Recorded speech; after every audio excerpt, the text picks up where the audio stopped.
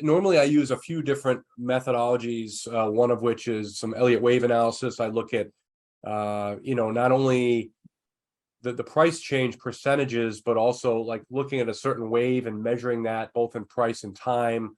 I use some DeMark indicators for evidence of upside exhaustion, and I look at traditional cycles. And so when you combine all those, it really helps you to fine tune areas which can lead to a higher probability of a change in trend. And so with treasuries, actually, what's interesting is that, as of next week, there is some evidence to suggest that this recent little uptick in yields could be nearing conclusion, and then we can start to roll over in yields. And so that also coincides with the time when equities, normally have a seasonal bias to bottom in the month of October.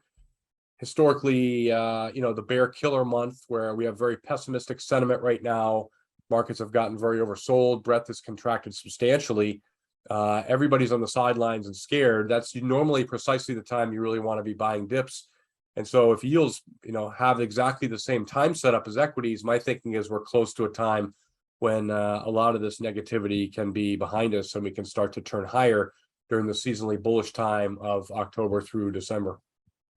All right. I want to get to breadth in a second, but this has, excuse me, what we're looking at now has to do with sentiment.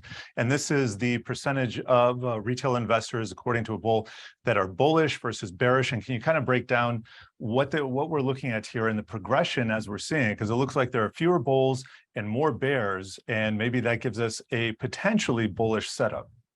Yeah, that's actually a little bit of an understatement. We actually have seen the fifth highest bearish reading in AAII going back to 1987, when this poll was really created, 35 years ago. So incredibly enough, very pessimistic ratings. And that's just, this is one piece of the pie. I like to use probably 8 to 10 different sentiment measures. A lot of people don't give this enough credit for how accurate it can be at extremes.